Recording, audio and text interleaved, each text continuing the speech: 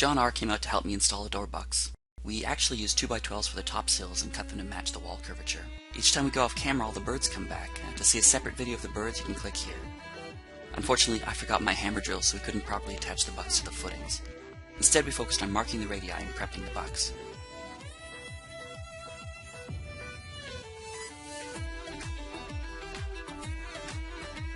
John also helped me level the 4,800-pound steel container, and we unloaded the trailer.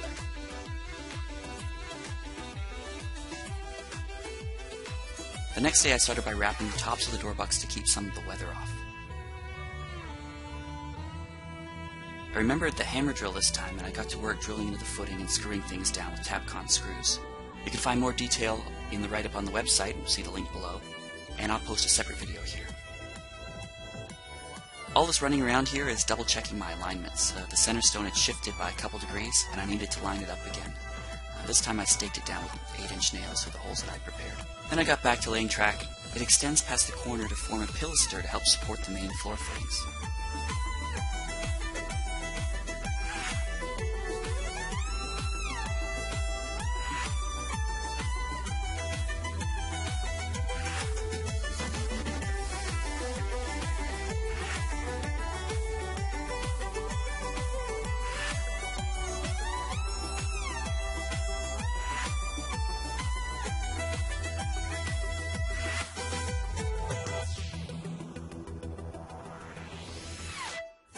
I worked this day until I ran out of shorter Tapcons, and then I put up that last door buck until I ran out of battery in my drill.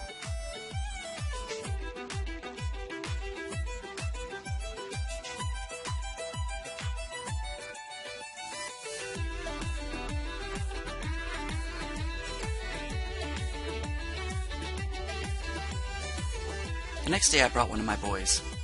He worked on tracing out some arcs, and he helped me hold up the bucks as needed. The rest of the time he dug in giant piles of dirt.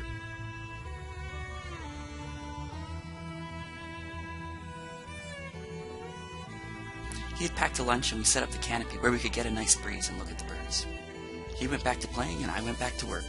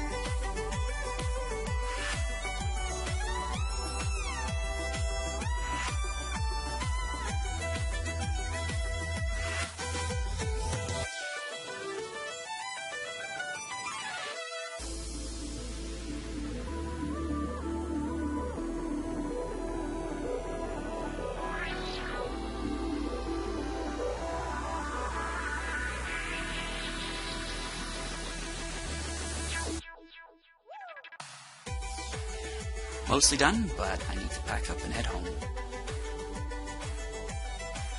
Back again on my own for the last few hours, and you can see how much faster I am with this FlexiTrack.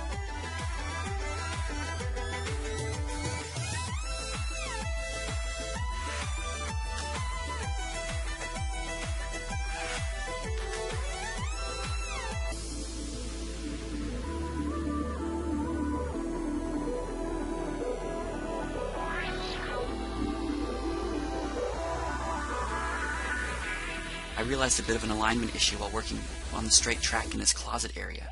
I double-checked all the measurements, but it looks like the pad was off by a few degrees, which adds up to a bit of a problem. I'll need to check the computer model and figure out how to prevent that problem from propagating.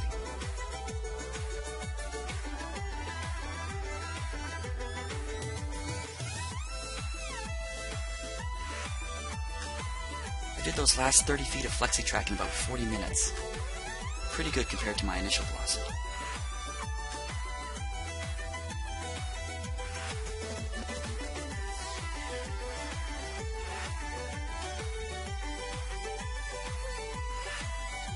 Within 10 minutes of finishing, and before I was quite done packing up, I got hit by a heavy thunderstorm. Next week, the 26-foot scaffold tower with steel studs arrives, and we'll start to go vertical.